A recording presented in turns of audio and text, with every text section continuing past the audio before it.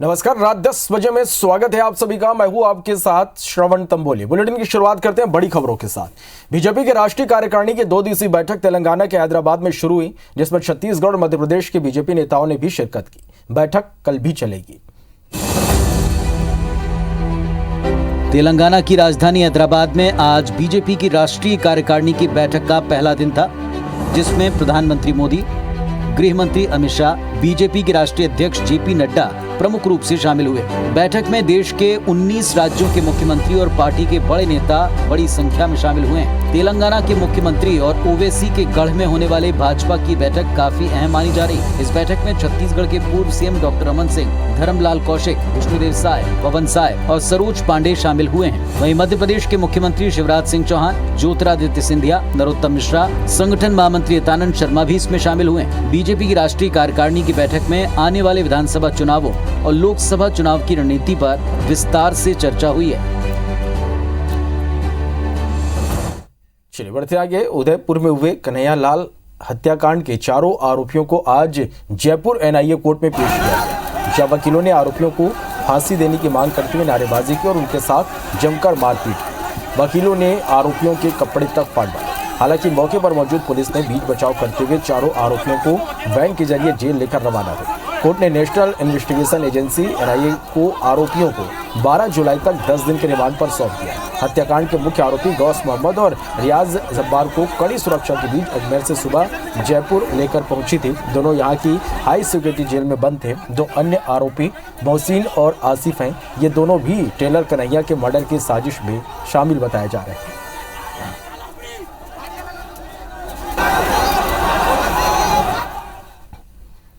तो उदयपुर में हुए कन्हैयालाल हत्याकांड के विरोध में आज छत्तीसगढ़ में भी बंद का व्यापक असर दिखा। आप लोगों के सामने ये 10 तस्वीरें हैं, जिसमें आम लोगों ने भी आज सड़क पर उतरकर बंद का समर्थन किया। बता दें कि कन्हैयालाल की हुई निर्मम हत्या के विरोध में विश्व हिंदू परिषद और बजरंग दल के द्वारा आज बंद का आह्वान किया गया था, जिसे छत्तीसगढ़ के चैम्बर ऑफ कॉमर्स ने भी अपना समर्थन दिया।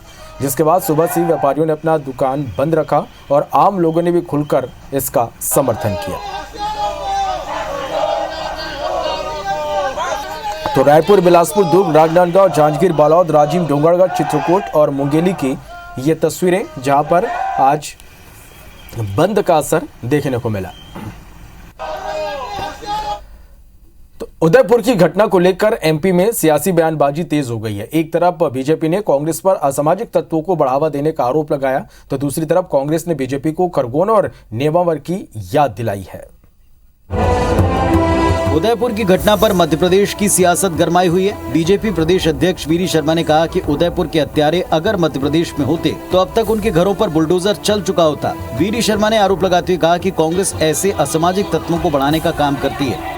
उदयपुर की घटना के आरोपियों की केस की पैरवी करने से उदयपुर बार एसोसिएशन ने इनकार कर दिया है। गृह मंत्री डॉक्टर नरोत्तम मिश्रा ने इस फैसले का स्वागत किया है। ये मध्य प्रदेश से अगर यहाँ होते तो अभी तक जमीनों-दस्त कर दिए गए होते, ऐसे लोग बचते नहीं। इस आतंक के खिलाफ में, प्रवृत्ति और संस्कृति के खिलाफ में आगे आई है, तो स्वागत योग्य है। उधर कांग्रेस ने वीरी शर्मा के बयान पर पलटवार में कहा कि बीजेपी दूसरे राज्यों के मसले उठाकर अपनी सियासी रोटी सेंकना बंद करे। खरगोन में भी जिस तरह के दंगे हुए, नेमावर में जिस तरह की घटनाएं हुई, उसके बाद भारतीय जनता पार्टी सरकार कुछ नहीं कर पाई।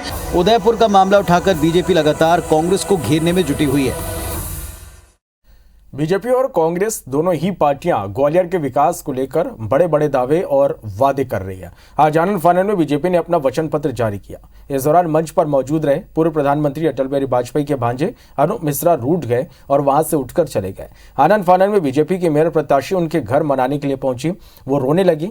इसके बाद अनूप मिश्रा मान गए और दोबारा घोषणा पत्र कार्यक्रम में शामिल हुए। वहीं दूसरी ओर आज कांग्रेस ने बीजेपी के घोषणा पत्र पर सवाल उठाए। कांग्रेस प्रवक्ता राम पांडे ने कहा कि जो योजनाएं पिछले कई सालों से बीजेपी के घोषणा पत्र में शामिल है, वो आज तक पूरे नहीं हो सके, जबकि ग्वालियर नगर निगम पर 5 दशकों से बीजेपी का कब्जा है। ऐसे में बिजली, पानी और सड़क से ऊपर उठकर शहर विकास के लिए कुछ नई योजनाएं पर बात तो होनी चाहिए थी।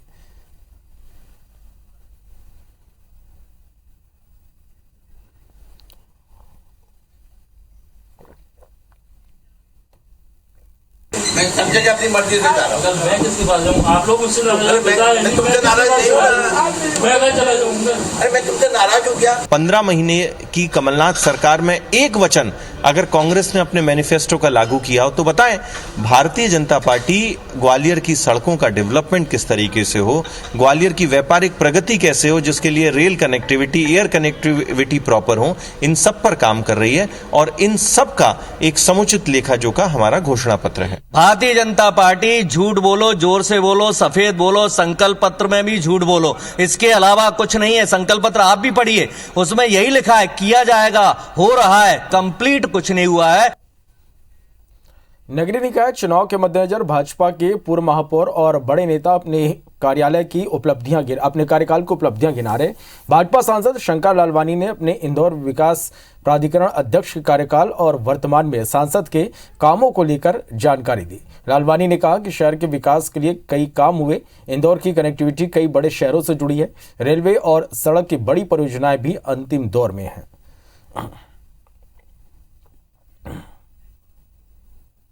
मूलभूत सुविधाओं में हम तेज़ी से काम कर रहे हैं। हमने देखा है कि सड़क हो, पानी हो, स्ट्रीट लाइट हो, बिजली हो, साफ सफाई हो, इन सभी योजनाओं पे पिछले 20 वर्षों से लगातार काम हो रहा है।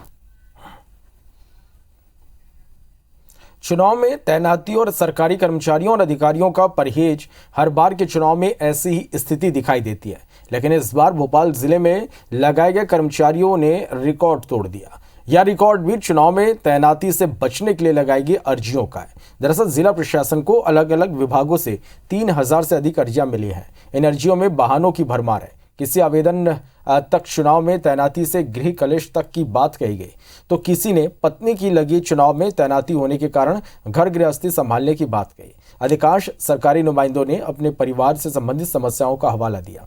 जिला निर्वाचन ने इन अर्जियों की जांच पड़ताल शुरू कर दी है। वाहनों से भरी करीब 2000 अर्जियों को भी निरस्त कर दिया गया। लोगों की तमाम तरह की अर्जियां ज़रूर प्राप्त हो रही हैं चुनाव ड्यूटी से हटने के लिए, पर मैं स्पष्ट करना चाहूँगा कि बहुत ही आवश्यक और बहुत ही इम्पॉर्टेंट कारणों को छोड़ दें तो हम किसी की भी ड्यूटी कैंसिलेशन का कार्य नहीं कर रहे हैं, इसलिए लोग अननेसेसरली परेशान ना हो। इंदौर जिले में हाल ही में हुए पंचायत चुनाव के बाद सावेर तहसील के ज्यादातर उम्मीदवारों ने निर्वाचन अधिकारियों के खिलाफ हल्ला बोल दिया। इनमें से कुछ सरपंच प्रत्याशी हाईकोर्ट तक पहुंच चुके। सावेर तहसील की ग्राम पंचायत पंचडेरिया, भंचोला और टाकुन पंचायत के उम्मीदवारों ने पुनर्मतगणना की मांग की। इनका आरोप है कि निर्वाचन के दौरान कई मतपत्रों को रिजेक्ट कर दिया गया। पंचायत में मतदाता मतदान के लिए पहले पहुंच नहीं पाए। अधिकारियों ने बदसलूकी और पुनर्मतगणना करने से भी इनकार कर दिया। लिहाजा इन सभी हाईकोर्ट में याचिका इस पर दायर की गई और फिर से मतदान की मांग की गई। हम लोग पुनः मतगणना की जाए। मैं ग्राम पंचायत पंचडेरिया सरपंच का प्रत्याशी मैं चुनाव लड़ा हूं। हमारे गांव में 2000 वोटिंग थी, वहाँ पे 1600 वोटिंग के समथिंग चुनाव हुआ है। मतगणना करिए, आप रिकाउंटिंग करिए।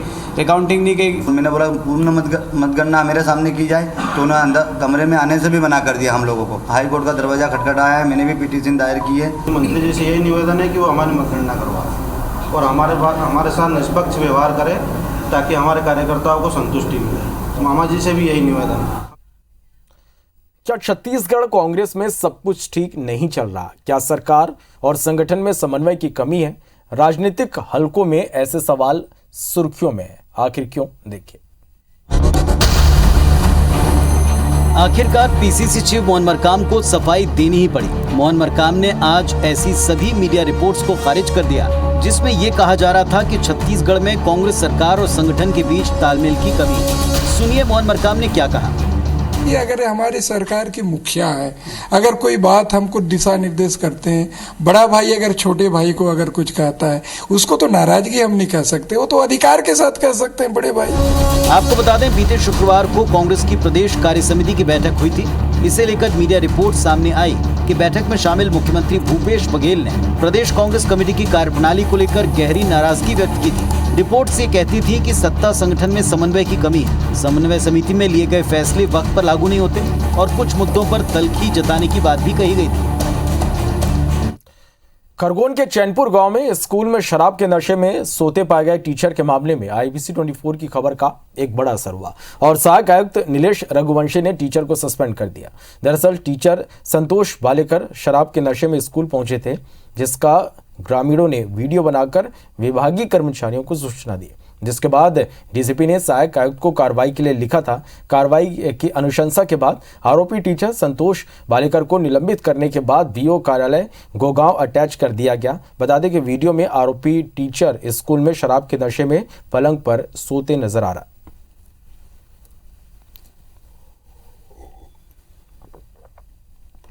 DRC महोदय ने उसका निरीक्षण किया और वास्तविक सही पाई गई पी के आके और उसमें वीडियो को सत्यापित किया है।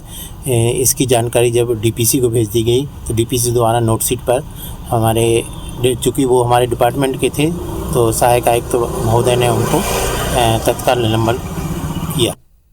और आगे देखते हैं बिग न्यूज।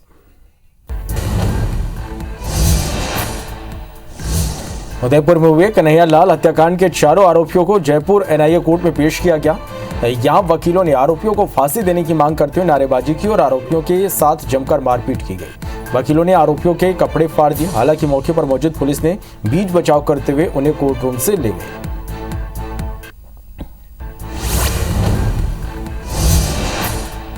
उदयपुर हत्याकांड को लेकर राजस्थान में अभी भी तनाव का माहौल है। इसी बीच NIA कोर्ट ने एक हत्याकांड को आरोपियों को लेकर एक बड़ा फैसला सुना है। NIA कोर्ट ने चारों आरोपियों को 12 जुलाई तक NIA की कस्टडी में भेज दिया। उदयपुर हत्याकांड के आरोपी रियाज, मोहम्मद गौस, मोहसिन और आरिफ को 12 जुलाई तक कस्टडी में भेजा गया है।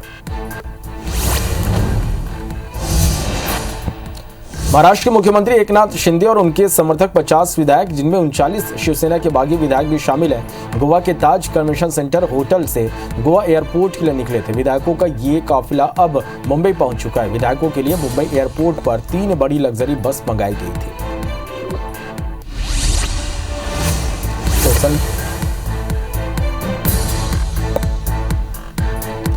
चलिए बढ़ते आगे खबरों को विस्तार से देखते हैं। सोशल मीडिया पर दोस्ती का कर प्यार का इजहार हुआ। प्रेमी ने प्रेमिका को मिलने के लिए ग्वालियर बुलाया, जहां प्रेमिका को बंधक बनाकर उसके साथ दुष्कर्म की वारदात को अंजाम दिया गया। वहीं जब युवती गर्भवती हो गई तो प्रेमी ने फुफेरे भाई की मदद से उसका जबरदस्ती गर्भपात करा दिया। घटना झांसी रोड थाना क्षेत्र के नाका चंद्रवानी इलाके की है और यह बताया गया कि आरोपी बस में काम करता है और उसकी शादी से मुकर जाने के बाद पीड़िता ने थाने में शिकायत की, जिसके बाद पुलिस ने तत्काल मामला दर्ज कर दोनों आरोपियों को गिरफ्तार कर लिया और पूछताछ की जा रही है। पुलिस की ओर से बताया गया कि बुंदेलखंड की टीकमगढ़ की निवासी 22 वर्षीय युवती ग्वालियर में कुछ समय पहले पढ़ाई के लिए आई थी, जहां वो परिवार के साथ किराए पर रहती है। पिता मजदूरी करते हैं। 6 माह पहले उसकी दोस्ती आरोपी सुरेंद्र गुर्जर से सोशल मीडिया के जरिए हुई थी। इसके बाद आरोपियों से मिलने के लिए बुलाया और दुष्कर्म की घटना को अंजाम दिया। महिला द्वारा वो व्यक्ति आरोपी के विरुद्ध 376 का प्रकरण दर्ज कराया गया। एक दूसरा व्यक्ति सहयोगी रहा है तो उसको भी 120 के तहत आरोपी बनाया गया है। इंदौर नगर निगम ने भूजल संवर्धन यानी वाटर हार्वेस्टिंग को अब हर घर के लिए अनिवार्य कर दिया। दरअसल नगर निगम ने भूजल संवर्धन अभियान के तहत बारिश के पानी को बचाने के लिए शहर में 1 लाख वाटर हार्वेस्टिंग सिस्टम लगाने का टारगेट 30 जून तक रखा था, लेकिन करीब 52,000 के आसपास वाटर हार्वेस्टिंग सिस्टम इस शहर में लग पाए, जिसके बाद निगम एक्शन में और शहर में हर घर में इसे अनिवार्य कर दिया। बता दें कि निगम अभियान के तहत मकान, मंदिर, मस्जिद, धर्मशाला, गुरुद्वारा, मैरिज गार्डन, स्कूल, कॉलेज, बड़ी बिल्डिंग और सरकारी भवनों में वाटर हार्वेस्टिंग सिस्टम लगा रहा है, जिनकी जियो टैगिंग भी की जा रही है, जिससे गूगल पर सर्च करते ही इनकी लोकेशन आसानी से मिल जाए। वहीं निगम कमिश्नर का कहना है कि जनता जागरूक है। उम्मीद है लोग आगे आकर अनिवार्यता को लेकर सहयोग करेंगे।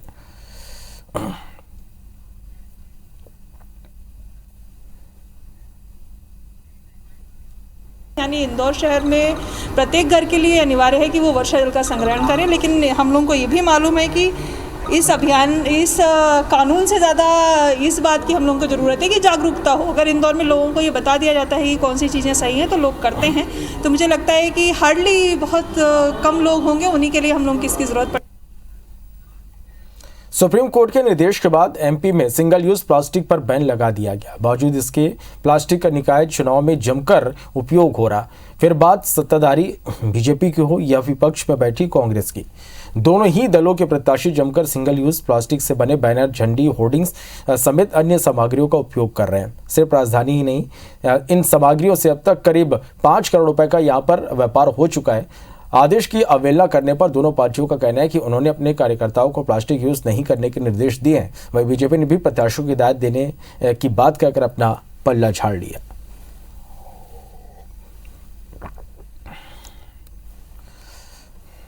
कांग्रेस पार्टी द्वारा अपने तमाम प्रत्याशियों से अपील की गई है कि सिंगल यूज़ प्लास्टिक से बने हुए सामान का यूज़ ना करें और पर्यावरण की सुरक्षा करें। लेकिन सरकार को इस मामले में सख्त कदम उठाना पड़ेगा, क्योंकि अंततः नीति नियम का पालन सरकार ही करवा सकती है। भारतीय जनता पार्टी भी अपने सभी प्रत्याशियों से, सभी कार्यकर्ताओं से अपील करती है, सिंगल यूज प्लास्टिक जो है उसका उपयोग न हो, बंद करें। मध्य प्रदेश सरकार ने स्मार्ट सिटी के मैनुअल सर्वे के आधार पर स्मार्ट सिटी रैंकिंग के लिए दस्तावेज केंद्र को भेजने का फैसला लिया है। दरअसल केंद्र सरकार स्मार्ट सिटी कंपनियों की ऑनलाइन भेजी गई जानकारी और सत्यापन पत्र के आधार पर स्मार्ट सिटी रैंकिंग जारी करती है। भोपाल, सागर, जबलपुर, ग्वालियर और उज्जैन समेत अन्य स्मार्ट सिटी कंपनियों पर मैनुअल सर्वे नहीं होने का फायदा उठाते हुए फर्जी जानकारी केंद्र सरकार के शहरी आवास मंत्रालय को भेजने के आरोप लगे थे। मामले की शिकायत के बाद केंद्र ने राज्य सरकार को पत्र लिखा, जिसके बाद अब इस गड़बड़ी को रोकने के लिए नगरीय निकाय और नगरीय विकास और विभाग के मैनुअल सर्वे का निर्णय यहां पर लिया गया, जिसके तहत स्वच्छता सर्वेक्षण की तर्ज पर स्मार्ट सिटी कंपनियों को भी रैंकिंग के कागजी दस्तावेज पेश करने होंगे। नगरीय प्रशासन की टीम इन स्मार्ट सिटी कंपनियों के दावों की जांच करेगी। इसके बाद ही केंद्र सरकार को रैंकिंग के लिए कागजात भेजे जाएंगे।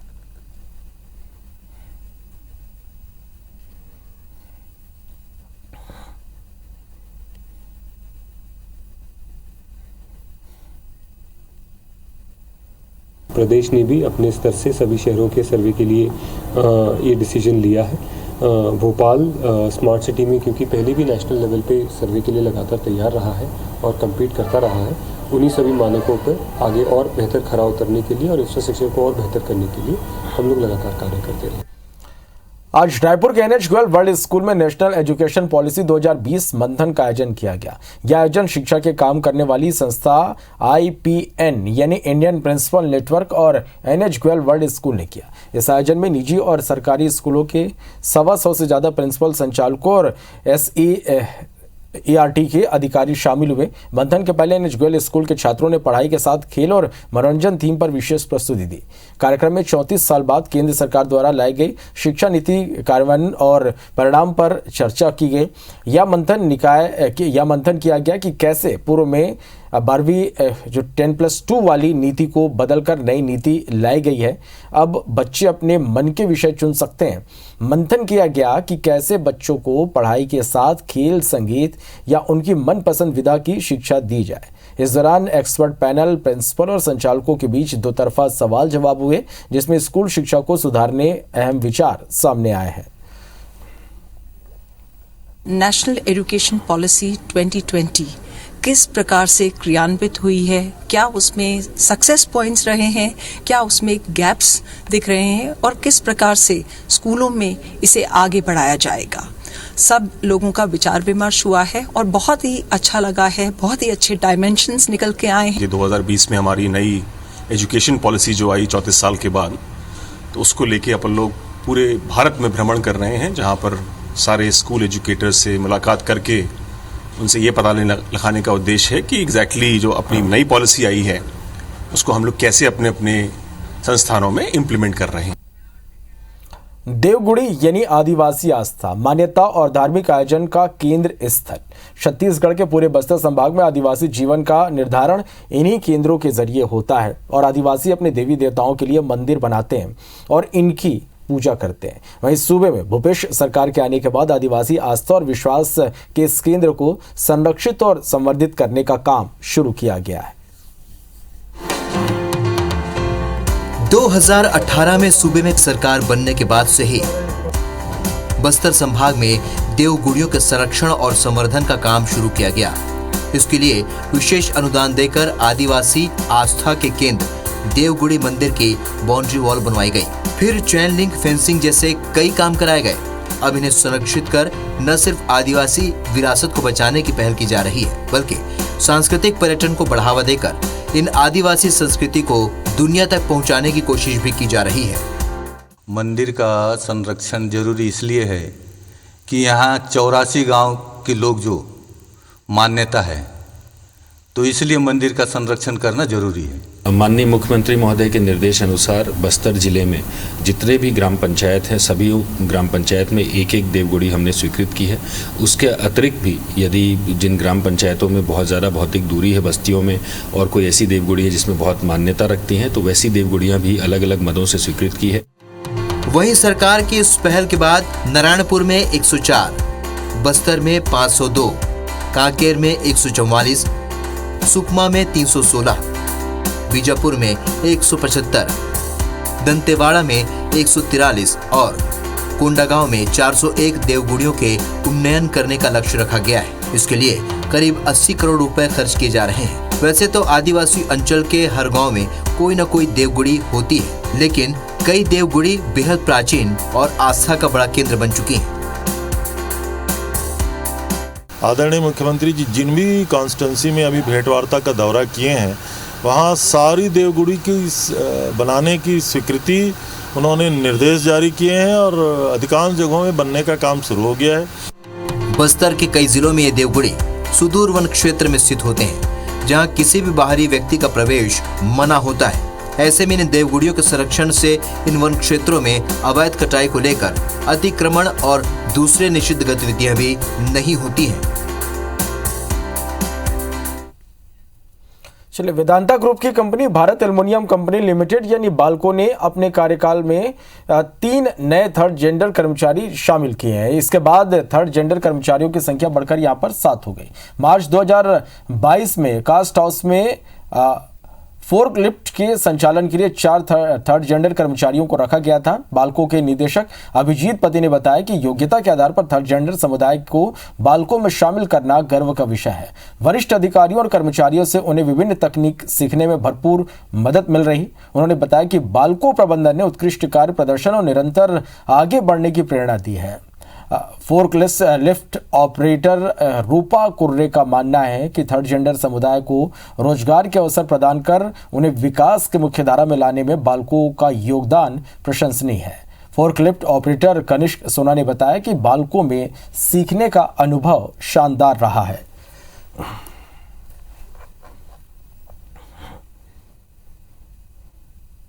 भी अच्छी है, यहाँ हम लोग को बहुत कुछ यहाँ काम करके बहुत अच्छा लगा।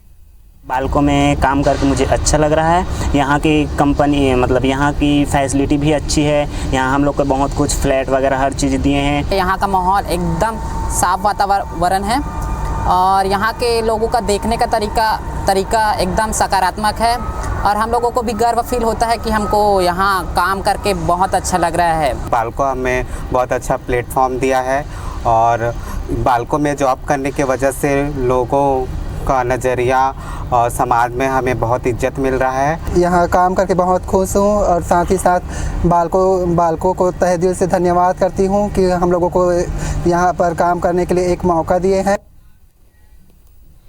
चलिए, इसके साथ फिलहाल इस बुलेटिन में इतना ही। नमस्कार।